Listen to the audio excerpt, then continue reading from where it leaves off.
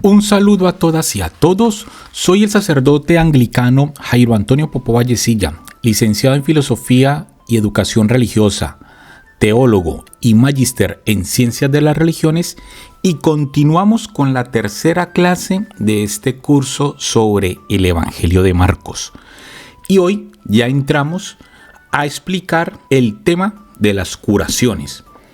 En la clase anterior habíamos quedado analizando la perícopa del primer capítulo de Marcos, versículo 21 al 28, y ahora iniciaremos con el primer capítulo del versículo 29 al 31 y siguientes perícopas. La clase de hoy nos vamos a centrar en esas curaciones que Jesús comienza a realizar dentro de la narrativa del Evangelio de Marcos. Iniciamos. Curación de la suegra de Simón Pedro. Lo vemos en Marcos 1, 29, 31 y también en los versículos sinópticos de los evangelios de Mateo y Lucas. En Mateo 8, 14, 15 y en Lucas 4, 38, 39. Como vemos, esta curación no está en el Evangelio de Juan. La encontramos, repito de nuevo, en Marcos, en Mateo y Lucas. Cuando salió de la sinagoga, se fue con Santiago y Juan a casa de Simón y Andrés. La suegra de Simón estaba en cama con fiebre y le hablaban de ella. Se acercó y tomándola de la mano, la levantó. La fiebre la dejó y ella se puso a servirles. La explicación. La curación de la suegra de Simón es otro signo que muestra lo que significa la irrupción del reino de Dios. Es un dinamismo que atiende a la destrucción del dolor y la enfermedad.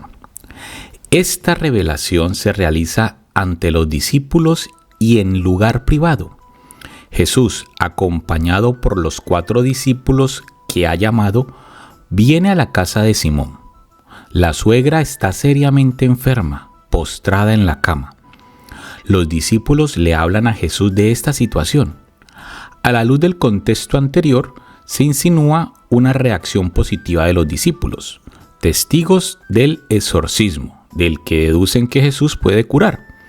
Muestra de la curación efectuada es que la suegra está en condiciones de servir al grupo. Siguiente perícopa. Numerosas curaciones al atardecer. Capítulo 1, del versículo 32 al 34. También la encontramos en Mateo y Lucas, en Mateo 8:16 y en Lucas 4:40-41. Este texto se encuentra en los 3 primeros evangelios, Marcos, Mateo y Lucas. Escuchemos. Al atardecer, a la puesta del sol, le trajeron todos los enfermos y endemoniados. La ciudad entera estaba agolpada a la puerta. Jesús curó a muchos que se encontraban mal de diversas enfermedades y expulsó muchos demonios. Y no dejaba hablar a los demonios, pues le conocían. Explicación. Cuando termina el sábado y ya se puede andar libremente, los habitantes de Cafarnaúm llevan ante Jesús todos los enfermos y endemoniados, curando a muchos de ellos. El relato generaliza las 2 afirmaciones contenidas en los anteriores, el exorcismo en la sinagoga y la curación de la casa de Simón. Jesús en lugar público cura a enfermos y endemoniados, ofreciendo así signos de la cercanía del reino de Dios. Igual que en la sinagoga, rechaza el testimonio de los demonios. Siguiente perícopa. De madrugada. Capítulo 1 del versículo 35 al 39. Y la encontramos solo en su comparativa sinóptica en el Evangelio de Lucas. Capítulo 4 del versículo 42 al 44. Y dice así. De madrugada, cuando todavía estaba muy oscuro, se levantó. Salió y fue a un lugar solitario, y allí se puso a hacer oración. Simón y sus compañeros fueron en su busca. Al encontrarle le dice: todos te buscan. Él les dice: vayamos a otra parte, a los pueblos vecinos, para que también allí predique, pues para eso he salido. Y recorrió toda Galilea, predicando en sus sinagogas y expulsando los demonios. Explicación. Jesús termina la jornada con el descanso, pero muy de madrugada salió de Cafarnaún y se dirigió a orar a un lugar solitario. Jesús combina adecuadamente la acción de proclamar el reino de Dios con la oración íntima. La ciudad lo lleva al desierto y el desierto a la acción. Vuelvo y repito esta frase porque es fundamental para ir entendiendo esta perícopa. La ciudad lo lleva al desierto y el desierto a la acción. De esta forma, la sesión, que empezaba con un gesto de comunión con los hombres, llamando a un grupo a su seguimiento, termina refiriéndose a su comunión especial con Dios, otro signo de la cercanía del reino. Simón, al frente de los otros 3 discípulos, lo busca. Desde el primer momento destaca Marcos en su obra la posición de Simón Pedro frente al grupo. Encuentra a Jesús y lo invitan a volver a Cafarnaúm, donde su actividad ha encontrado tan buena acogida. Es un gesto que sugiere que los discípulos no comprenden el estilo de Jesús, que en línea del siervo de Yahvé no busca un éxito humano, sino realizar el plan de Dios. Por otra parte, Jesús, que libra de demonios y cura, no quiere dar la impresión de que es un médico con especiales cualidades, sino el heraldo que realiza los signos de la llegada del reino. Por ello, responde a los discípulos que se debe a todos, pues para esto ha salido, y les invita a acompañarle. La salida se entiende de Cafarnaúm, pero se sugiere una salida que es envío de Dios, como explicita Lucas 4:43, y en un sentido más profundo, Juan 8:42, que habla de salida del Padre. En un sumario anexo, que es el versículo 39, termina la jornada en Cafarnaún y se vincula con la perícopa siguiente, que analizaremos en un instante, resumiendo la acción de Jesús.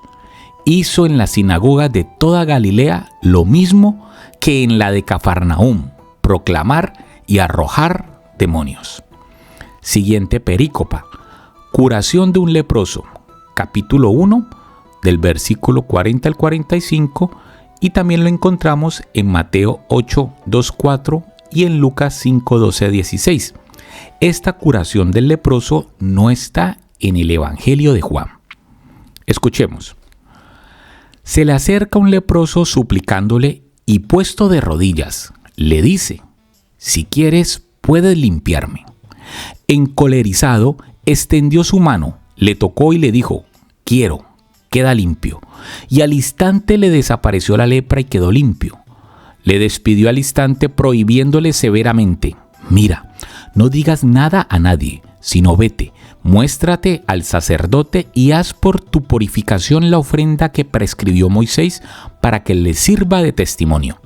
Pero él, así que se fue, se puso a pregonar con entusiasmo y a divulgar la noticia, de modo que ya no podía Jesús presentarse en público en ninguna ciudad, sino que se quedaba a las afueras, en lugares solitarios, y acudían a él de todas partes. Explicación. La curación de un leproso es un relato culmen dentro de este desarrollo temático y también dramático. Para valorar este hecho hay que tener en cuenta que en el contexto judío la lepra era considerada igual a la muerte y por ello curarla equivalía a resucitar a un muerto y era por tanto obra de Dios. Esto lo podemos ver en Segunda de Reyes 5:7. Por otra parte, la lepra era una enfermedad que marginaba y obligaba a vivir al margen del pueblo de Dios. Revisemos Levítico 13 del 45 al 46. Una enfermedad que dañaba no solo el cuerpo, sino también la relación con Dios y con los miembros de su pueblo.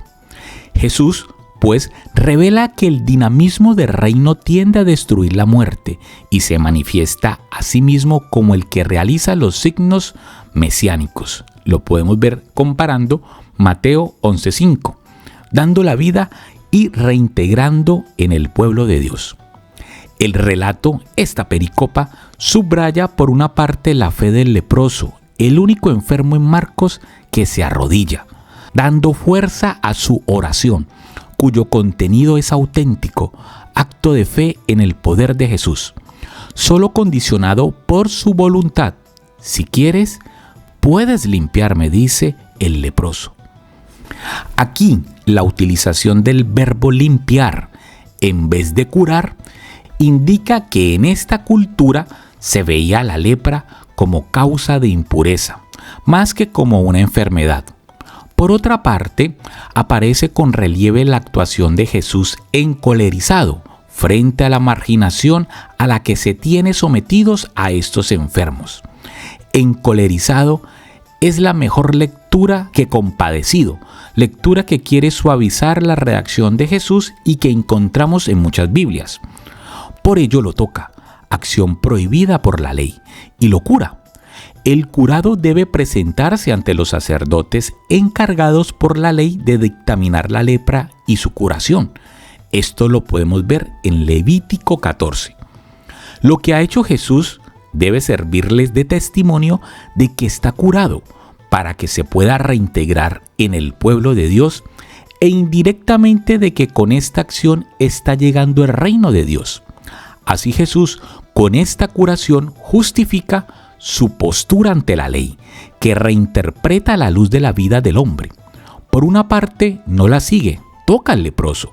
Por otra, manda a éste presentarse al sacerdote de acuerdo con lo mandado en Levítico 14.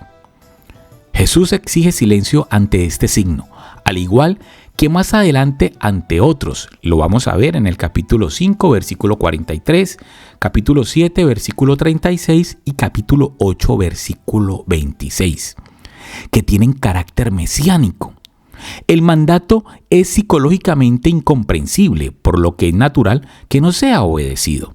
En Marcos, el mandato de silencio ante los milagros es un medio para dar a entender la ambigüedad de los signos de Jesús, tendentes a mostrar diversas facetas de la cercanía del reino de Dios, pero que fácilmente se presentan a una interpretación milagrera y triunfalista de Jesús. Mandar a callar equivale a invitar a reflexionar sobre el sentido de la acción para sacar las consecuencias apropiadas a la luz de la palabra de Dios. Pero la invitación no fue respetada, por lo que al final el entusiasmo inicial del pueblo se convierte en abandono. Con todo, el mandato no es pura creación de Marcos, pues tiene fundamento histórico en la reticencia de Jesús ante los milagros, dada su ambigüedad. El curado pregona el hecho y esto provoca tanta fama que Jesús ya no podía presentarse en público, por lo que se quedaba en lugares solitarios. De nuevo aparece el dilema que planteó el final de la jornada en Cafarnaúm. Recordemos, capítulo 1, versículo del 35 al 39. Jesús debe continuar su misión, realizando signos, a pesar de la ambigüedad que induce al pueblo a ver en él a un milagrero. Por otra parte, con estas pinceladas quiere Marcos sugerir que la obra reveladora de Jesús ha llegado a todos los galileos. Así, desde el punto de vista de la economía del relato, ya está todo a punto para poder hablar de las reacciones ante Jesús de uno de los grupos, los escribas y los fariseos. Entramos al capítulo número 2 del Evangelio de Marcos. Y aquí, en este capítulo, iniciamos el tema de la reacción negativa de escribas y fariseos frente a la actividad de Jesús. Capítulo 2, del versículo del 1 al 12, y tiene sus comparativas en Marcos 9:1-8 y Lucas 5:17-26. Esta curación de un paralítico no está en el Evangelio de Juan. Escuchemos. Entró de nuevo en Cafarnaúm. Al poco tiempo había corrido la voz de que estaba en casa. Se agolparon tantos que ni siquiera ante la puerta había ya sitio, y él les anunciaba la palabra. y le vienen a traer a un paralítico llevado entre 4. Al no poder presentárselo a causa de la multitud, abrieron el techo encima de donde él estaba y a través de la abertura que hicieron, descolgaron la camilla donde yacía el paralítico. Viendo Jesús la fe de ellos, dice al paralítico: Hijo, tus pecados te son perdonados. Estaban allí sentados algunos escribas que pensaban en sus corazones: ¿por qué éste habla así? Está blasfemando. ¿Quién puede perdonar pecados sino Dios solo? Pero al instante, conociendo Jesús en su espíritu lo que ellos pensaban en su interior, les dice: ¿por qué pensáis así en vuestros corazones? ¿Qué es más fácil decir al paralítico: tus pecados te son perdonados, o decir: levántate, toma tu camilla y anda? Pues para que sepáis que el Hijo del Hombre tiene en la tierra poder de perdonar pecados, dice al paralítico: a ti te digo, levántate, toma tu camilla y vete a tu casa. Se levantó y al instante, tomando la camilla, salió a la vista de todos, de modo que quedaban todos asombrados y glorificaban a Dios, diciendo: jamás vimos cosa parecida. Explicación. Marcos coloca a continuación el ciclo de las discusiones de Galilea. Son 5 relatos sobre los escribas y fariseos, no con un criterio historicista, como si estos hechos hubieran acaecido inmediatamente después de los anteriores, sino catequético, con la finalidad de presentar las reacciones ante Jesús de escribas y fariseos y sus motivos. Quiere hacer ver así a sus lectores que, en la medida en que las compartan, no llegarán a conocer a Jesús. Son dogmáticos, lo vemos en el versículo 7. Puritanos, versículo 16. Legalistas, versículo 24. Y en el capítulo 3, versículo 2. E identifican religiosidad con prácticas religiosas concretas. Lo vemos en el capítulo 2, versículo 18. Lo expone en una línea de oposición creciente. Primero solo piensan en su interior, en el capítulo 2, versículo 6.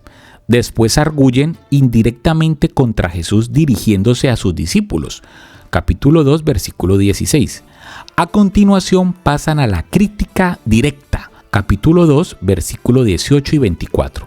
Por otra parte, junto a este aspecto que queda subrayado a la luz del contexto, los relatos siguen presentando diversas facetas reveladoras de Jesús y el reino.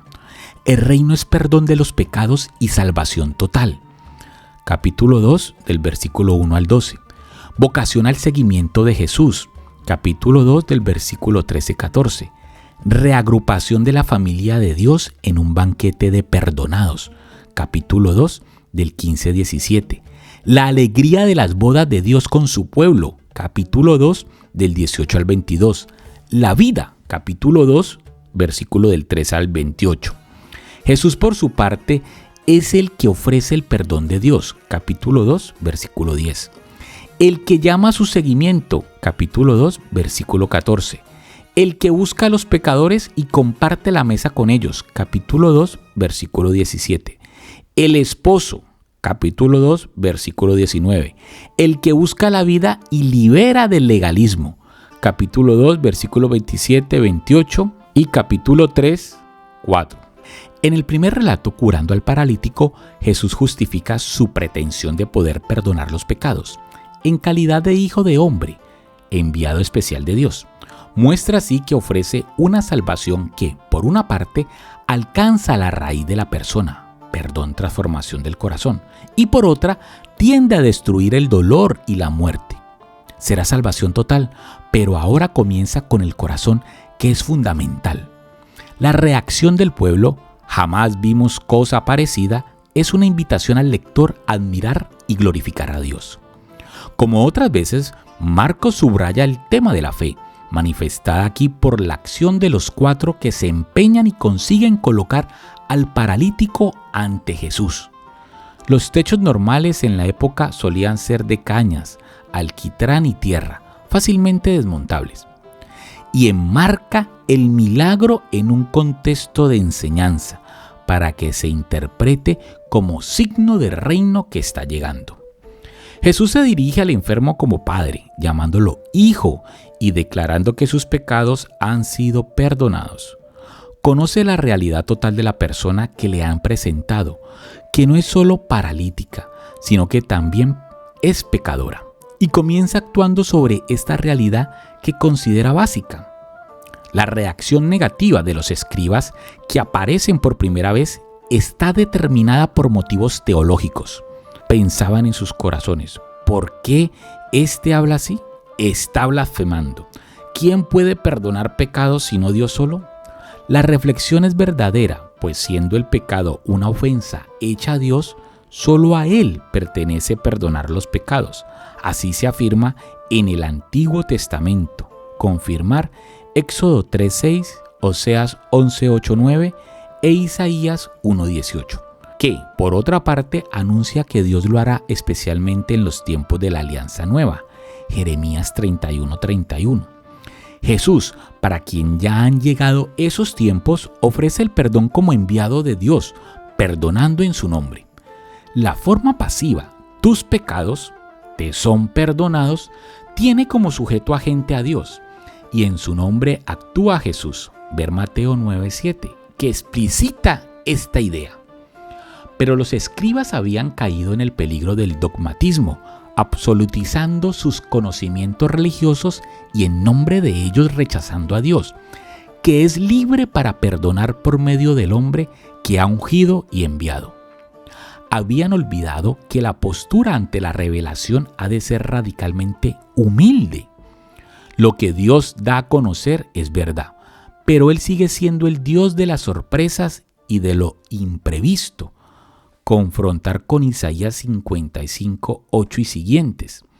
Después sigue la palabra que cura al paralítico como signo de que es el Hijo del Hombre, enviado de Dios para actuar en su nombre, por lo que su palabra es eficaz y puede perdonar lo mismo que curar.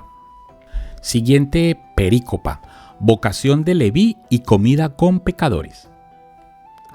Capítulo 2, versículos del 13 al 17 y sus comparativas en Mateo, versículo 9-13 y Lucas, capítulo 5, 27 al 32. Escuchemos. Salió de nuevo por la orilla del mar. Toda la gente acudía a él y él les enseñaba. Al pasar, vio a Leví, el de Alfeo, sentado en el despacho de impuestos, y le dice: sígueme. Él se levantó y le siguió.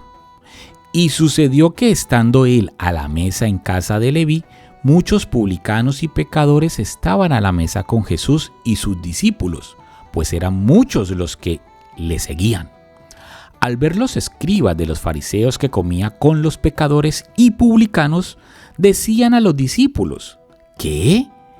¿Es que come con los publicanos y pecadores? Al oír esto, Jesús les dice: no necesitan médico los que están fuertes, sino los que están mal. No he venido a llamar a justos, sino a pecadores. Explicación. Las dos escenas están enmarcadas a orillas del lago de Tiberíades, o mar de Galilea, y en contexto de enseñanza, para que fueran percibidas como signos del reino. La vocación de Leví, como la de las dos parejas de hermanos narrada anteriormente, tiene carácter cristológico, pues revela a Jesús y sus pretensiones. Esta escena además tiene un matiz especial, pues el llamado al seguimiento es un pecador público, un publicano, profesión poco honrosa y odiada por el pueblo, toda vez que se dedicaban a cobrar impuestos. Todo esto implica que Jesús lo acepta como amigo, perdonándolo, y lo impone al grupo como compañero. El discipulado se ve formado poco a poco, no a base de amigos que se eligen, sino de llamados por Jesús a integrar el grupo. Este matiz prepara la declaración final de Jesús sobre los pecadores. En el banquete, Jesús realiza otro signo en la misma línea. Acompañado por sus discípulos, que ya eran muchos, comparte su mesa con publicanos y pecadores, lo cual implica que los ha perdonado y hecho amigos. Este era uno de los gestos llamativos que realizaba para significar la presencia del reino y hacer ver que éste ahora es una fraternidad de pecadores perdonados reunidos en su mesa. La futura institución de la Eucaristía será el culmen de esta praxis de Jesús. Los escribas y los fariseos no comprenden este gesto y lo rechazan, desacreditando indirectamente a Jesús ante los discípulos, criticando que comparta la mesa con pecadores. En esta época, algunas sectas como los fariseos y los esenios cuidaban mucho las comidas que procuraban realizar en estado de pureza legal, evitando compartirlas con personas ajenas al grupo que pudieran contagiar impureza, igual que los gentiles. Son puritanos y dividen a las personas en dos grupos, los buenos y los malos, los justos y los pecadores. Naturalmente ellos pertenecen al grupo de los justos. Jesús justifica su actuación declarando que los pecadores son los destinatarios privilegiados de su misión. Implícitamente está declarando que todos son pecadores y necesitan la conversión para tener acceso al reino. Ver capítulo 1 de Marcos, versículo 15. Este es el segundo motivo de rechazo fariseo. Jesús viene a los pecadores que se reconocen tales. Al creerse los escribas fariseos justos, se están excluyendo de la obra de Jesús. No la comprenden ni la pueden comprender. Hermanas y hermanos, terminamos la clase de hoy, la tercera clase sobre el Evangelio de Marcos, donde abordamos curaciones de Jesús y la confrontación con escribas y fariseos. Nos vemos en la siguiente clase. Hasta pronto.